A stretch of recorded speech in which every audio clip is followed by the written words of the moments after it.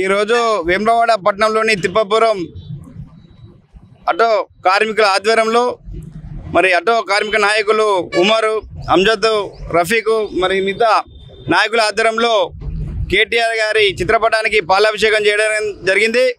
మరి కేటీఆర్ గారు ఈ జిల్లాలో ఉన్నటువంటి 5,000 మంది ఆటో కార్మికులకు ఉచిత ప్రమాద బీమా 5 లక్షల రూపాయల ప్రమాద బీమా చేయించడం కొరకు మరి ఈ మహాలక్ష్మి పథకం ద్వారా ఈ కాంగ్రెస్ ప్రభుత్వం ఉచిత మహిళా బస్సు పథకం ద్వారా ఎంతోమంది ఆటో కార్మికులు మరి ఆత్మహత్యలు చేసుకోవడం జరిగింది.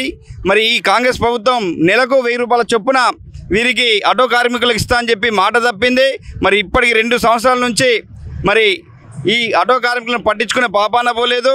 మరి రెక్కాడితే కానీ డొక్కాడని ఈ ఆటో కార్మికుల మరి రోజువారీ జీవన విధానం అస్తవ్యస్తంగా ఉంది.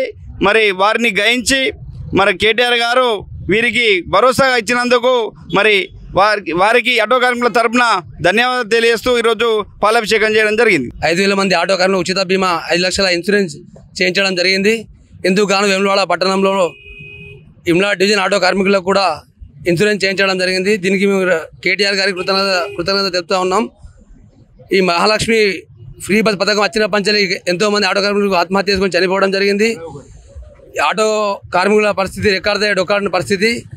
దీనికి కేటీఆర్ గారు బాధపడి అండగా ఉంటానని ఆటో కార్మికులకు 5 లక్షల ఉచిత బీమా చేయించడం జరిగింది. దానికి మేము వేములవాడ పట్టణ డివిజన్ ఆటో కార్మికుల తరఫున కృతజ్ఞత తెలుపుతా ఉన్నాం. కేటీఆర్ సార్ ధన్యవాదాలు. ఈరోజు వేములవాడ పట్టణంలో తెలంగాణ చౌక్ దగ్గర కేటీఆర్ చిత్రపటానికి పాలాభిషేకం చేయడం జరిగింది. రాజన్న సిరిసిల్ల జిల్లాలో మా కేటీ రామారావు గారు ఈరోజు 5,000 మందికి రాజన్న సిరిసిల్ల జిల్లాలో ఆటో యూనియన్ వాళ్ళకు కార్మికులకు బీమా మాకు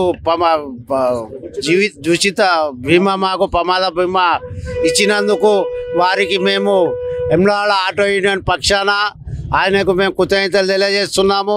రెక్కాడితే డొక్కాడని ఆటో కార్మికుల గురించి ఈ బస్సులు కాంగ్రెస్ గవర్నమెంట్ వచ్చినాక మేము చాలా నష్టపోయినాం.